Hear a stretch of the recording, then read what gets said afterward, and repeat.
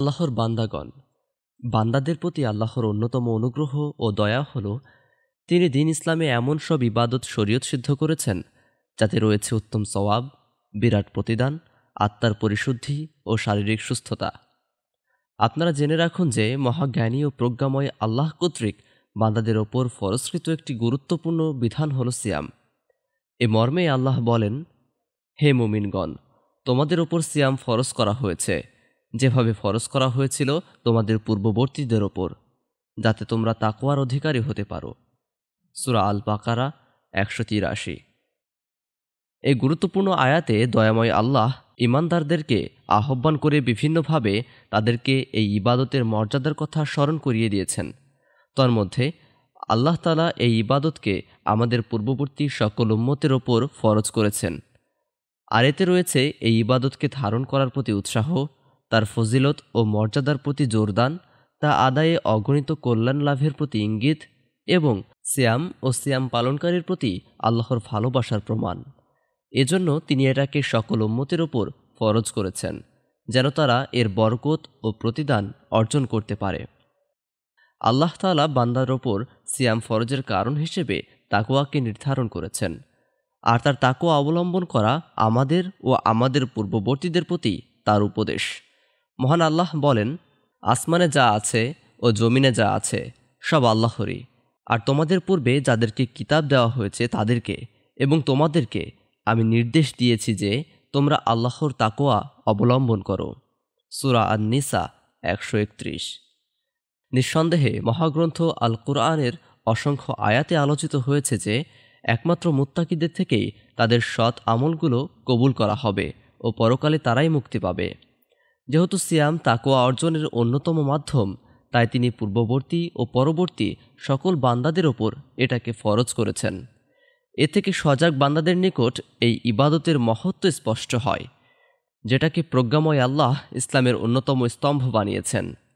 অতঃপর তিনি এই ইবাদতের ক্ষেত্রে এমন প্রতিদান নির্ধারণ করেছেন যা প্রমাণ করে যে তিনি এটাকে ভালোবাসেন এবং সিয়াম পালনকারীরা দুনিয়া ও আখিরাতে এমন সব ফজিলত লাভ করবে যা তাদেরকে আনন্দিত করবে ও অধিক পরিমাণে এই ইবাদত পালনে উৎসাহিত করবে।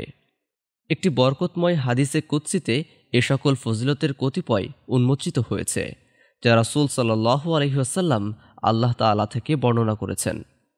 তিনি বলেন, সিয়াম ব্যতীত আদম সন্তানের প্রতিটি কাজই তার নিজের জন্য, কিন্তু সিয়াম আমার জন্য, তাই আমি এর প্রতিদান দেব। অতঃপর রাসূল সাল্লাল্লাহু আলাইহি ওয়াসাল্লাম বলেন, সিয়াম ঢাল স্বরূপ, তোমাদের কেউ যেন সিয়াম পালনের দিন অশ্লীলতায় লিপ্ত না হয় এবং ঝগড়া বিবাদ না করে।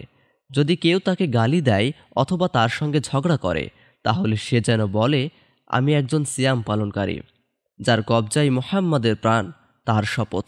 অবশ্যই সিয়াম পালনকারীর মুখের গন্ধ আল্লাহর নিকট মিশকের গন্ধের চাইতেও সুগন্ধিময়। সিয়াম পালনকারীর জন্য রয়েছে দুটি খুশি যা তাকে খুশি করে। যখন সে ইফতার করে সে খুশি হয়, এবং যখন সে তার রবের সাক্ষাৎ করবে তখন সওমের বিনিময়ে আনন্দিত হবে। সহিহ বুখারী ও মুসলিম আবু হুরাইরা রাদিয়াল্লাহু তাআলা আনহু হতে বর্ণিত। সহিহ বুখারীর অপর বর্ণনায় এসেছে যে আমার জন্য পানাহার ও কামাচার পরিত্যাগ করে, যেহেতু সিয়াম আমার জন্য, তাই এর পুরস্কার আমি নিজেই দান করব, আর প্রত্যেক নেক কাজের বিনিময়ে 10 গুণ।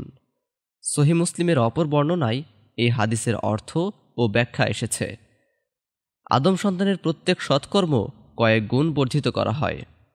একটি নেকি 10 গুণ থেকে নিয়ে 700 গুণ পর্যন্ত বৃদ্ধি পায়।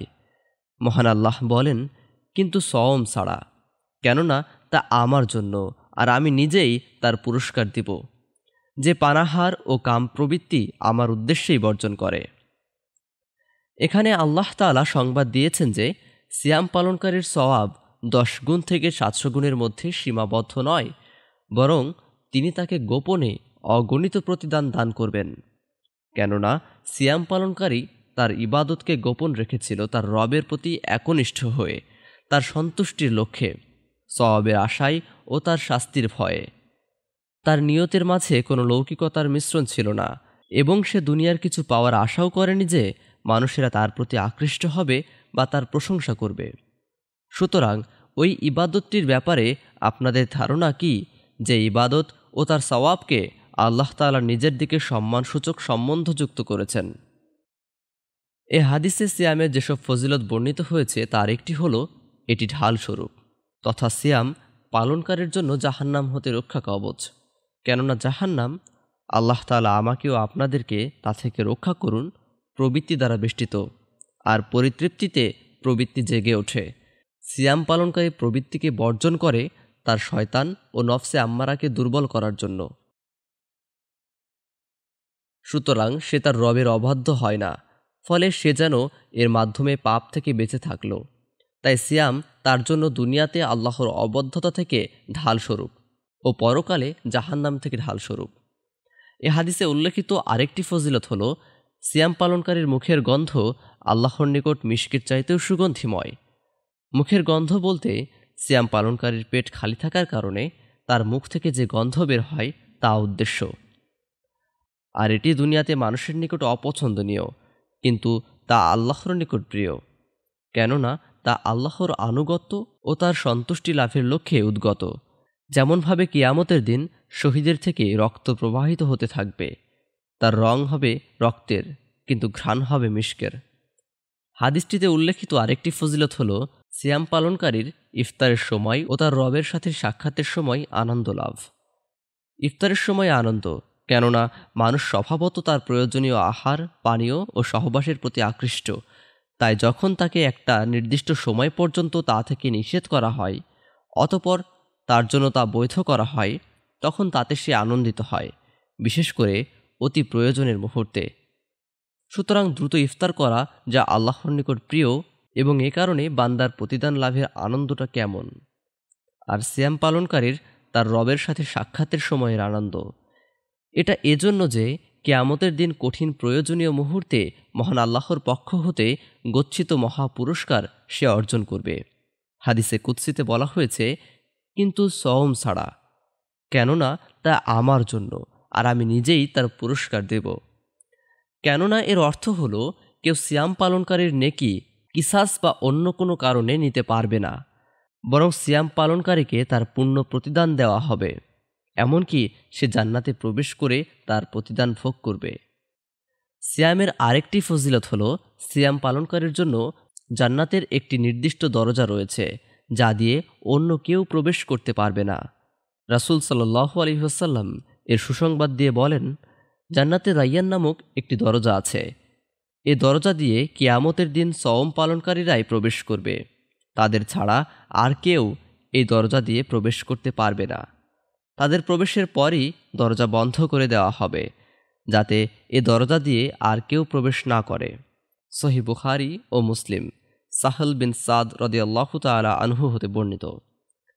সিয়ামের আরেকটি গুরুত্বপূর্ণ ফজিলত হল, যে ব্যক্তি এর আবশ্যকীয়তায় বিশ্বাস করে এবং সওয়াব প্রাপ্তির আশায় রমাদানের সিয়াম পালন করবে ও অন্যান্য সময় নফল সিয়াম পালন করবে, তার জন্য ক্ষমা অবধারিত। রাসূল সাল্লাল্লাহু আলাইহি ওয়াসাল্লাম বলেছেন, যে ব্যক্তি ঈমানসহ সওয়াবের আশায় রমাদানের সিয়াম পালন করে, তার পূর্বের গুনাহ মাফ করে দেওয়া হয়। সহিহ বুখারী ও মুসলিম, আবু হুরায়রা রাদিয়াল্লাহু তাআলা আনহু হতে বর্ণিত। সহিহ বুখারী ও মুসলিমে হুযায়ফা বিন ইয়ামান রাদিয়াল্লাহু তাআলা আনহু হতে বর্ণিত হয়েছে, নবী সাল্লাল্লাহু আলাইহি ওয়াসাল্লাম বলেছেন, পরিবার পরিজন, ধন সম্পদ, নিজ সত্তা, সন্তান সন্ততি এবং প্রতিবেশীর ব্যাপারে মানুষ যে ফিতনায় আক্রান্ত হয়, সিয়াম, সালাত, সাদাকা এবং সৎ কাজের আদেশ ও অসৎ কাজের বাধা দান এগুলোকে মিটিয়ে দেয়। হাদিসের অর্থ হল, অধিকাংশ সময় মানুষ তার সম্পদ, সন্তান, নিজে ও তার প্রতিবেশীর ব্যাপারে পরীক্ষিত হয় ও ফিতনাগ্রস্ত হয়। সে তাদের ওয়াজিব হকের ক্ষেত্রে ত্রুটি করে বা এর মাঝে মগ্ন থেকে আল্লাহর আনুগত্যর কথা ভুলে যায়। সুতরাং এমন কিছু তার দ্বারা সংগঠিত হলে তখন সিয়াম হবে তার জন্য কাফফারা স্বরূপ। সুতরাং হে আল্লাহ, আপনার জন্যই প্রশংসা। আপনি আমাদেরকে যে শরীয়ত ও হেদায়েত দিয়েছেন, আমাদের জন্য তা সহজ করেছেন এবং আমাদের এই উম্মতকে নেকির প্রবৃদ্ধি ও মহাবরকত দান করেছেন তার জন্য। অতঃপর হে মুসলিমগণ, একজন সৎকর্মশীল বান্দার যে বিষয়ে অধিক গুরুত্ব দেওয়া প্রয়োজন তা হল, সে তার ইবাদতকে সেসব বিষয় থেকে বাঁচিয়ে রাখবে যা তাকে বিনষ্ট করে দেয় বা তার সওয়াব কমিয়ে দেয়, যেন সে এর পূর্ণ প্রতিদান পায়, স্বাদ আস্বাদন করতে পারে ও এর লক্ষ্য অর্জিত হয়। সে ব্যক্তি তার সিয়ামের অধিক সংরক্ষণকারী, যে স্বীয় জিহ্বার অধিক হেফাজতকারী, যে স্বীয় রবের আনুগত্যে ব্যস্ত ও অনর্থক বিষয় বর্জনকারী। এজন্য নবী সাল্লাল্লাহু আলাইহি ওয়াসাল্লাম বলেছেন, তোমাদের কেউ যেন সিয়াম পালনের দিন অশ্লীলতায় লিপ্ত না হয় এবং ঝগড়া বিবাদ না করে। তিনি আরও বলেছেন, যে ব্যক্তি মিথ্যা কথা এবং সে অনুযায়ী কাজ আর মূর্খতা পরিত্যাগ করল না, আল্লাহর নিকট তার পানাহার ত্যাগের কোনোই প্রয়োজন নেই। সহিহ বুখারী, আবু হুরায়রা রাদিয়াল্লাহু তাআলা আনহু হতে বর্ণিত।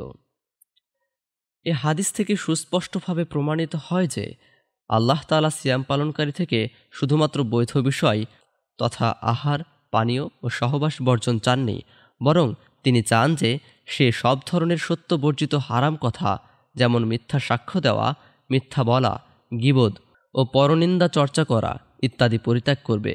প্রত্যেক মিথ্যার অন্তর্গত কাজ, যেমন ব্যবসা ও লেনদেনের ক্ষেত্রে প্রতারণা এবং হারাম বস্তুর প্রতি দৃষ্টিপাত ত্যাগ করবে। সকল ধরনের নির্বুদ্ধিতা, যেমন গালিগালাজ, অপবাদ দেয়া এবং অশ্লীল ও নোংরা কথা বর্জন করবে। সুতরাং যে ব্যক্তি সিয়ামরত অবস্থায় এ সকল কাজ পরিত্যাগ করবে, সে আল্লাহর সিয়াম ফরজের উদ্দেশ্য বাস্তবায়ন করবে এবং এর কল্যাণ লাভ করবে। ফলে সে নিষ্কলুষ হবে, তার অঙ্গ প্রত্যঙ্গ আল্লাহর প্রিয় বিষয়ের দিকে সঞ্চালিত হবে এবং তার আত্মা আল্লাহর সন্তুষ্টির দিকে ধাবিত হবে। ফলে সে ইবাদতের স্বাদ ও সান্নিধ্য পাবে এবং তা পালনে মজা অনুভব করবে।